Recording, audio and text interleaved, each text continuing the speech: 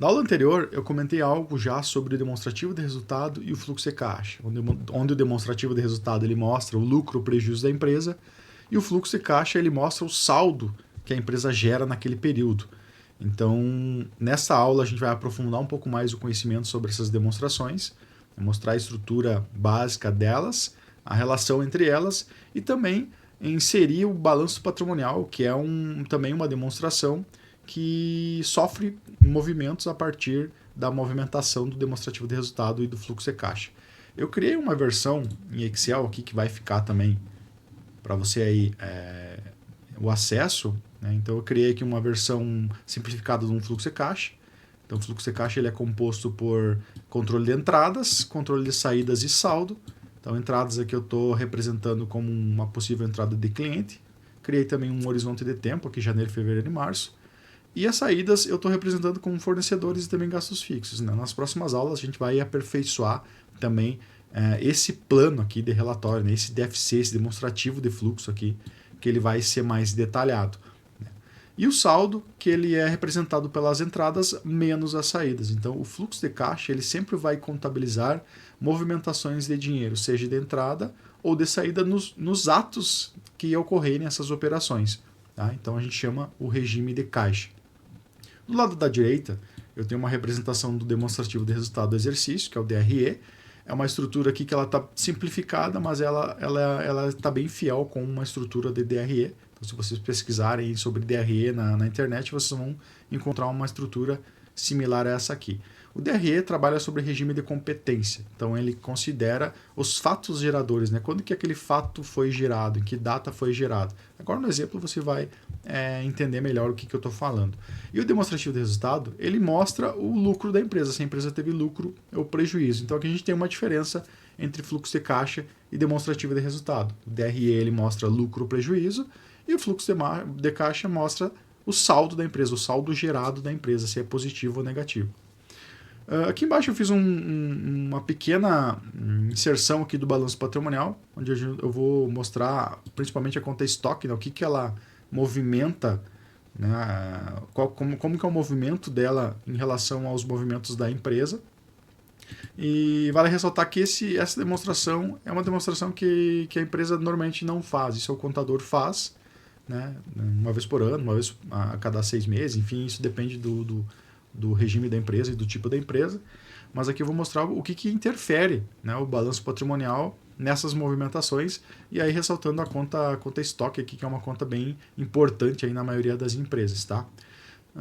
Aqui eu coloquei só um quadro para a gente, né, monitorar o histórico das movimentações. Então digamos que eu estou abrindo uma empresa agora, uma empresa do zero, e obviamente está tudo zerado, né? Então eu tenho saldos zerados e tenho também resultados e estoques zerados. Tá? Mas a gente precisa começar a criar algumas ações para fazer essa empresa funcionar. Então a primeira delas vai ser lá alugar uma peça, contratar funcionários, né, ter uma estrutura de custos ali inicial, que é luz, contabilidade, enfim. Tá? Eu vou supor, vou estimar aqui que a gente gaste lá R$10.000 por mês nessas atividades. E esses R$10.000 eu já posso projetar no meu fluxo. Né? Vamos supor que a gente está aqui em janeiro, eu já coloco aqui uma saída de fixos de 10 mil e já consigo projetar isso para frente como uma saída futura. Né?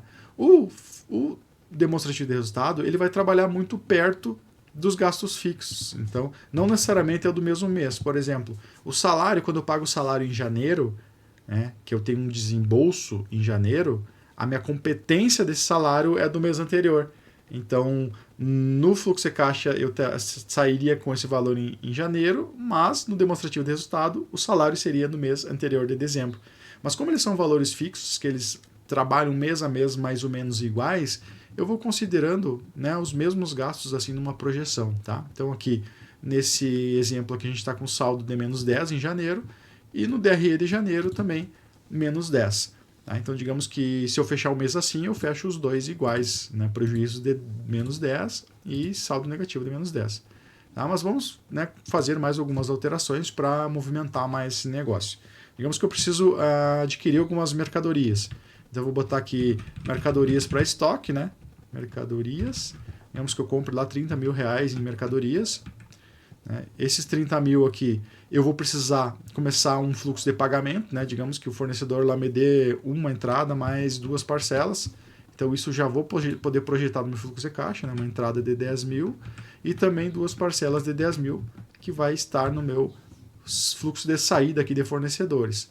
Né? Então já projeto isso no meu fluxo e como eu adquiri essas mercadorias R$ 30.000, esses 30 mil eles entram no meu estoque e ficam no meu ativo, né? Então, no meu balanço, se a gente pegar o fechamento desse mês de janeiro e pegar o balanço patrimonial, a conta estoque estaria R$ 30.000 de mercadorias. Como eu não vendi nada ainda, digamos que eu fecho o mês assim. Né? O meu mês eu vou fechar com menos 20 de saldo, um balanço com ativo de R$ 30.000 em estoque, e o meu demonstrativo de resultado eu fecho menos 10, porque eu não faturei nada ainda. Por eu não faturar nada, meu imposto vai ser zero e também meu custo da mercadoria vai ser zero, porque eu não tirei nada do estoque para vender. Então, só vai começar a movimentar algo nessas contas do demonstrativo de resultado a partir do momento que eu começar a gerar faturamento.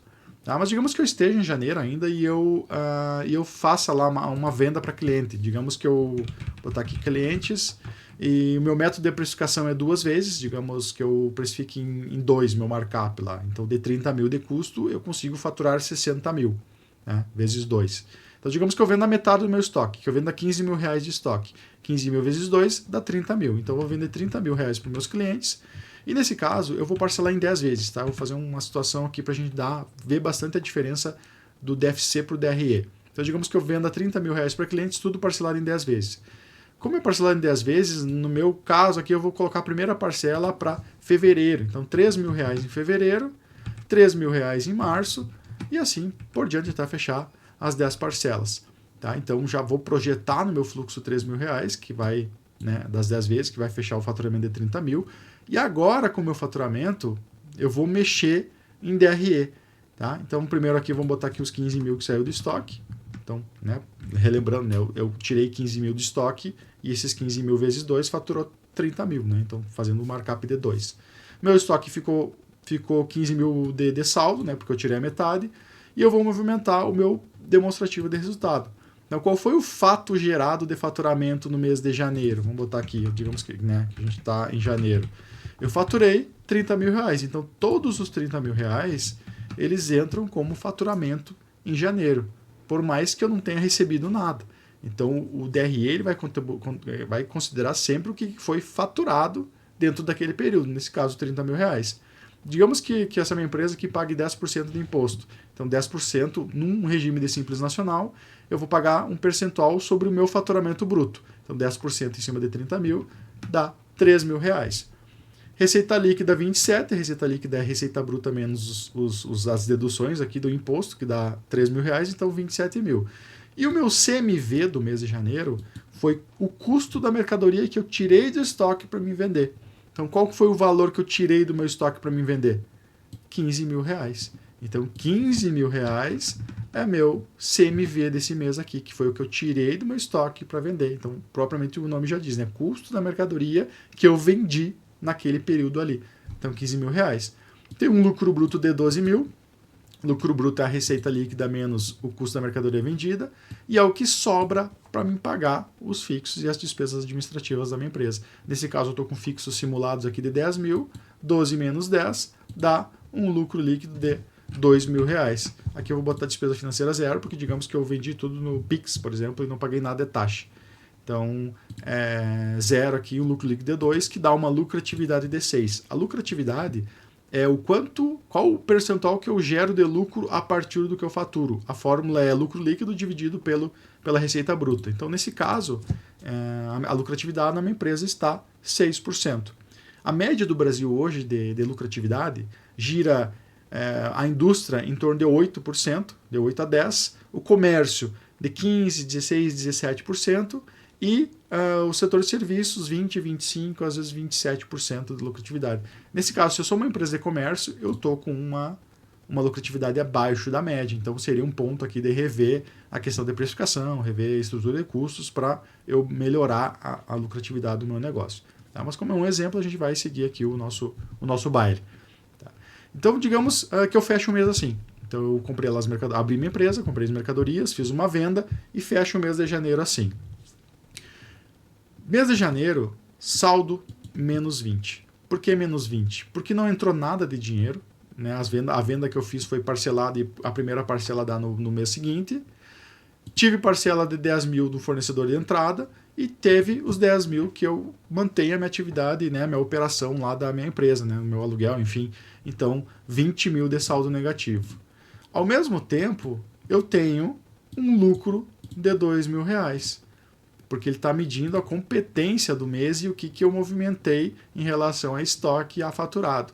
Então, aqui a gente vê uma outra diferença de fluxo de caixa para demonstrativo de resultado. E essa é uma das principais diferenças, né? Eu tenho uma empresa lucrativa, que apresentou uma lucratividade, mas um saldo negativo até bem expressivo do mês. E aí eu pergunto para você, o que fecha empresa hoje? Né? O que fecha empresa no Brasil ou em qualquer lugar? É falta de dinheiro em caixa para pagar as suas contas, né? Então, esse menos 20 aqui, o gestor ele vai precisar tirar de algum lugar, né?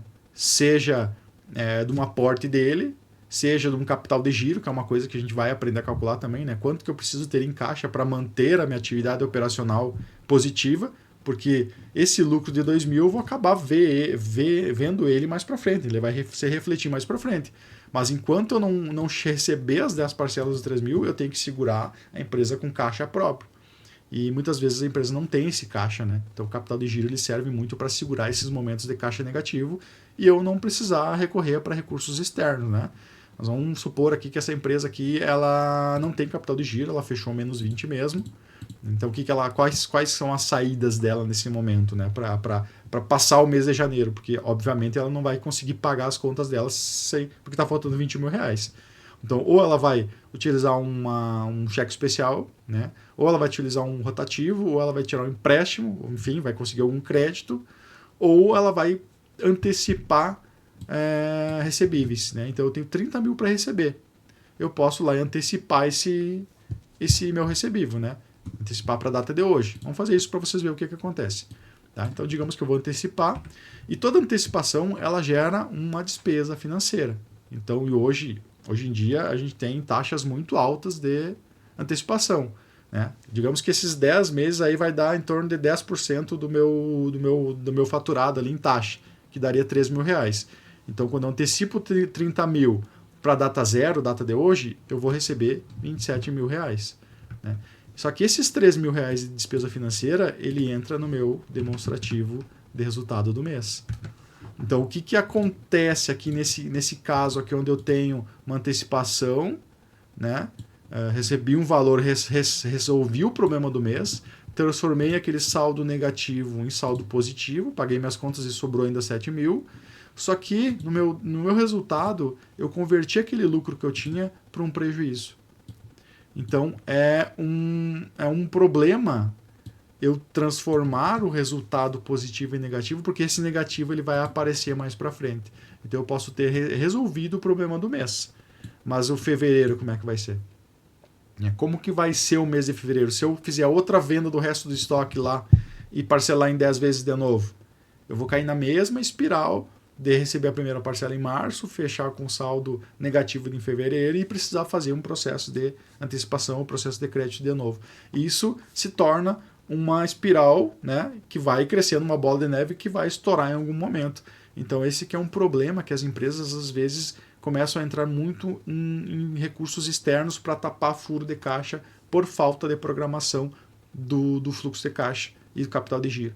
Então, por isso que é muito importante, né, esse curso é todo voltado para a gestão do caixa, porque a gente precisa entender qual que é a composição dessas contas, qual que é a distribuição delas, e criar maneiras de fazer a gestão dessas contas de modo que eu não tenha saldos negativos durante o mês, porque o saldo negativo ele acaba, né, a gente precisa arrumar esse dinheiro de algum lugar e normalmente ele é um dinheiro caro, né, que acaba me comprometendo muito o meu resultado da empresa. Então aqui essa aula é para mostrar essa relação, qual que é a relação entre eles, o que difere um do outro, né? Quais que são os impactos causados por esses parcelamentos, por por essas aquisições, né? A gente vai, né, estudar isso também em questão de prazos de pagamento, né? Então, toda a gestão em forma de visualizar melhor o fluxo de caixa e de distribuir essas contas, né, de modo que eu mantenha saldos positivos e também com um capital de giro aí que sustente esses momentos negativos. Tá? Espero que essa aula tenha criado aí um conhecimento acerca dessas demonstrações e o que elas, né, representam uma em relação à outra, o que elas se diferem e o que elas impactam no negócio. Também me coloco à disposição para qualquer dúvida que você tiver, pode mandar que eu vou estar fazendo um esforço para responder o mais rápido possível, né, porque é importante não ficar dúvida nenhuma em relação a isso, porque esse conhecimento ele é muito importante para se levar para as próximas aulas. Tá certo? Então, qualquer dúvida, mais uma vez, me coloco à disposição, vocês podem chamar e nos vemos na próxima aula. Até mais!